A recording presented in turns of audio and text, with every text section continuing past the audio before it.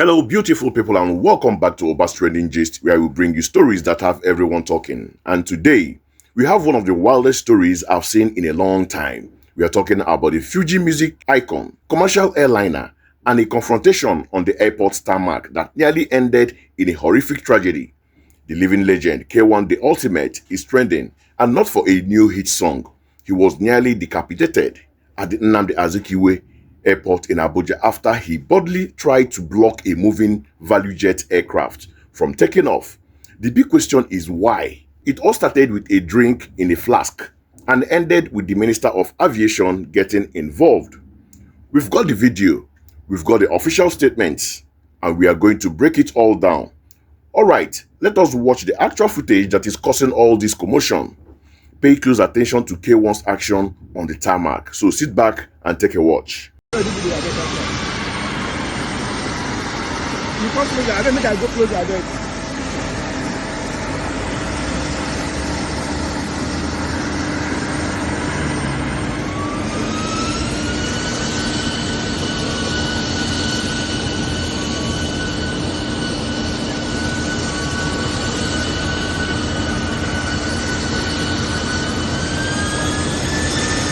Yes, now, that's what I want to do now.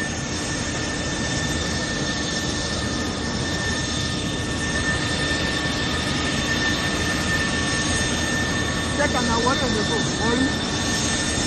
Now worry, now come down, worry.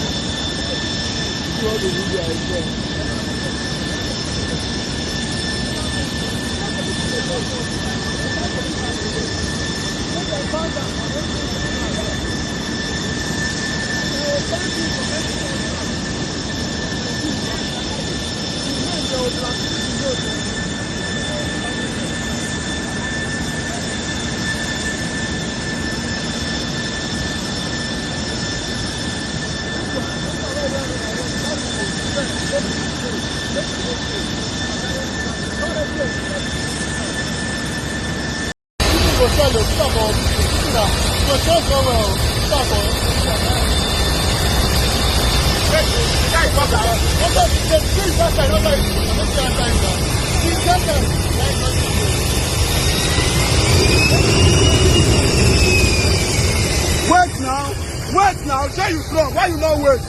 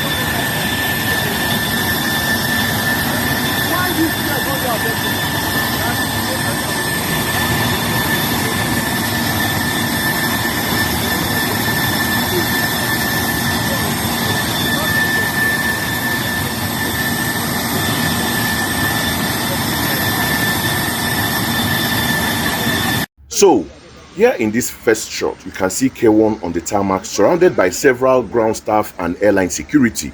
Report says this was the moment he was deboarded.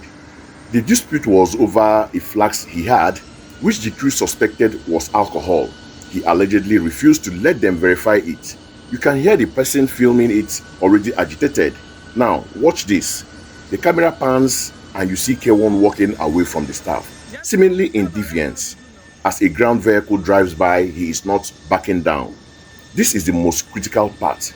K1 is now standing directly in front of the aircraft.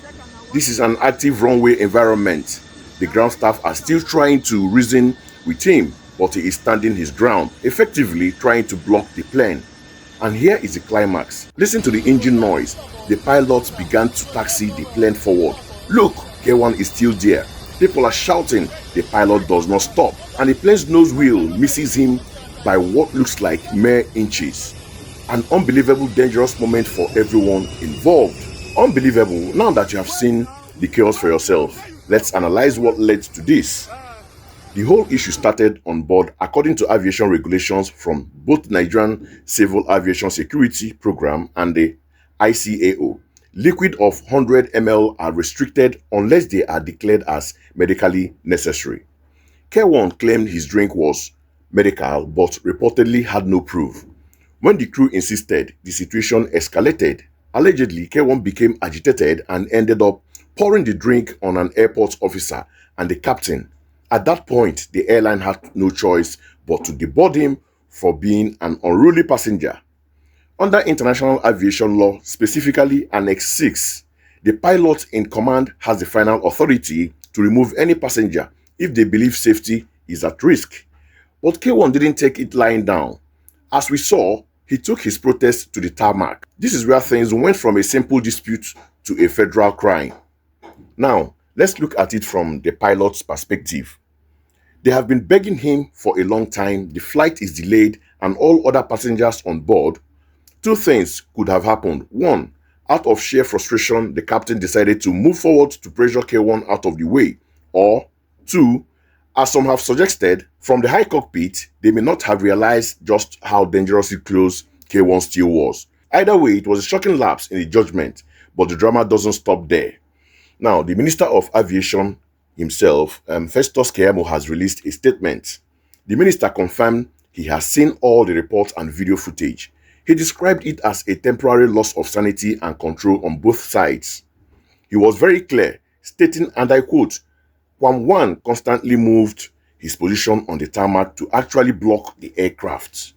This is totally unacceptable behavior, akin to a hostage situation." But he didn't spare the pilot. He said no amount of provocation should make captain and pilots of an aircraft begin to taxi without ensuring that the security personnel have safely moved an unruly passenger away. Because of this, the NCAA has suspended the pilots. And in the interest of justice, the minister has also directed the NCAA to place K1, the ultimate, on a no-fly list, effective immediately, pending a full investigation. Alright, it's time for my take on this whole mess. First, let's talk about K1. The level of entitlement and shocking arrogance on display is just mind-boggling. Yes, you're a Fuji icon, a legend, a king, but aviation rules are not suggestions. They are universal laws written to prevent disasters. To argue over a flask escalates the situation and then get deboarded is one thing. But to then walk onto an active tarmac and stand in front of a multi-ton aircraft to stop it moving, that is beyond reckless. That is a dangerous, life-threatening stunt that puts not only his own life at risk, but the lives of the ground crew who were trying to save him from himself. What was the end game? Did you think the pilot would just cancel the flight for him? It is an absolute abuse of privilege. Now, for the pilot, the minister is 100% correct. I understand the frustration.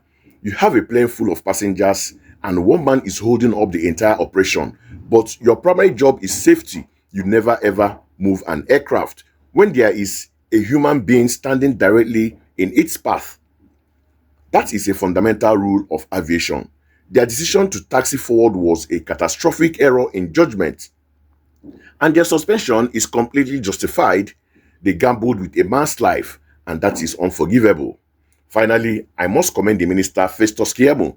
He looked at the situation and applied the law fairly.